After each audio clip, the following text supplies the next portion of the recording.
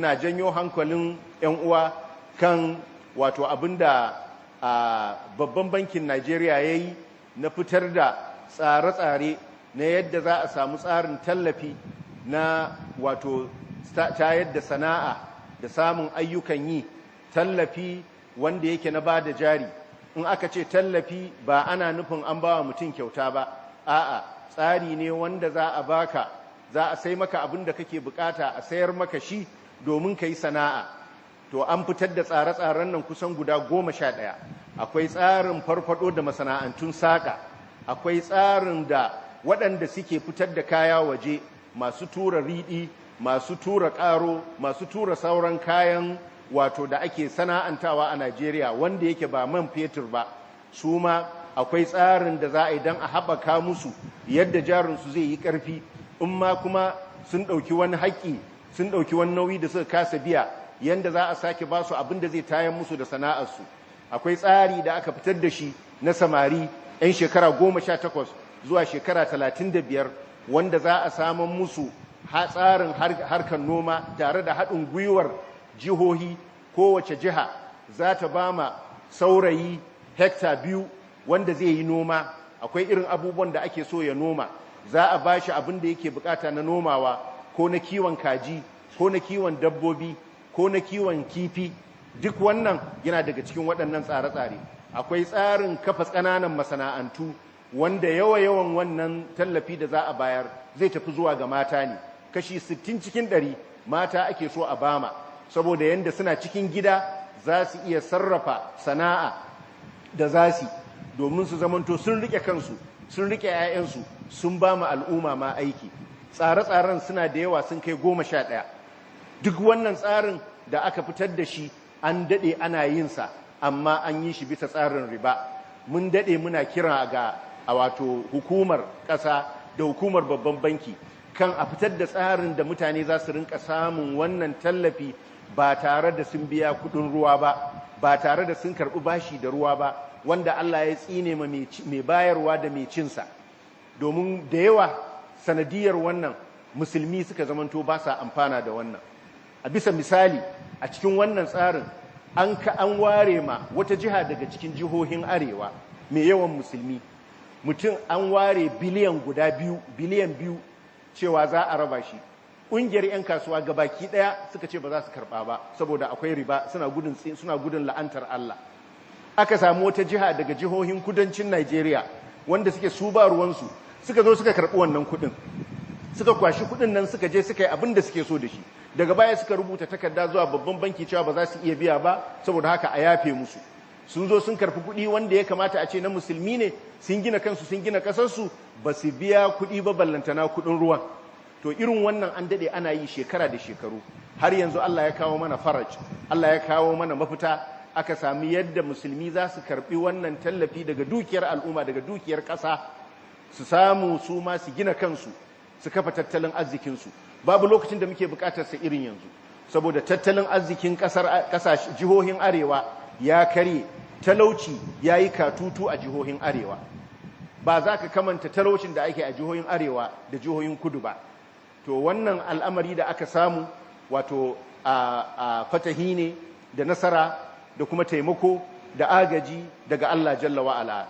Saboda haka muna godiya gare shi, falahul hamdu fil ula wal akhirah. Allah mun gode maka akan ni'imominka.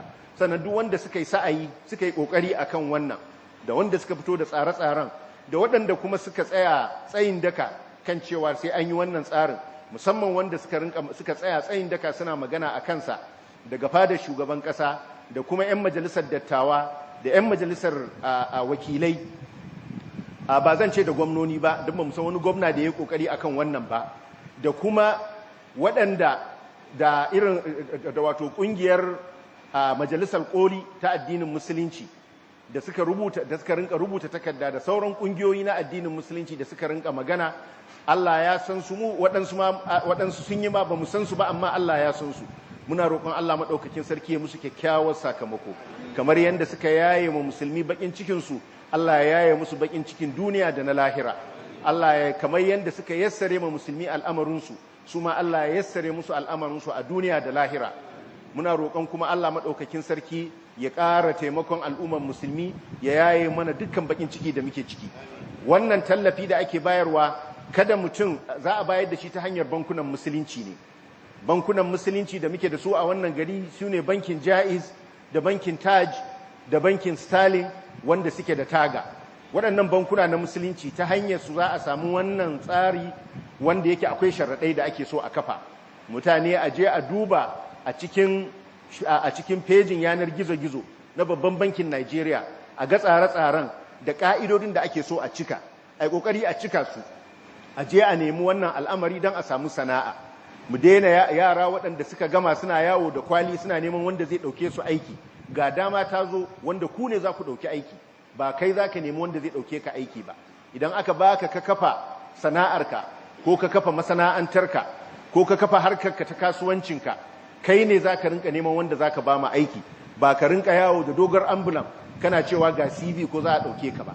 Saboda haka a tashi tsaye a nemi kuma a yi riko da taimakon Allah, a nemi dacewarsa jalla wa'ala. Kuma an karɓi wannan kuɗi, an karɓi wannan tsari, wannan tallafi, a san yadda za a yi a biya, ba mutum ka karɓa ka ga yadda za ka yi abin da aka baka ka je ka sayar da shi ba. Domin waɗansu haka suke yi, sai su karɓa, an sai musu wato injin ƙyanƙyasar ƙwai, in suka sai injin aka sayar musu, sun riga sun haɗa baki da wani wanda za su sayar masa, su karɓi kuɗin su cinye, su koma gidan jiya na neman aiki, na wato yawo ana alabaku mu samu. Wannan bai dace da tsarin addinin musulunci ba. Musulmi ba haka yake ba mai kasala bane, ba malalaci bane.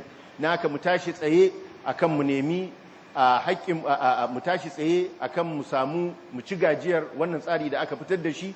Ƙoƙari ne da aka yi na ƙwato ma musulmi haƙƙi, a yi ƙoƙari a amfani da wannan domin ya zamanto mun samu wato ci gaban tattalin arzikin ƙasarmu, mun taimaka ma al'ummarmu, mun taimaka ma kanmu, mun taimaka ma al'ummarmu, mun taimaka ma addininmu.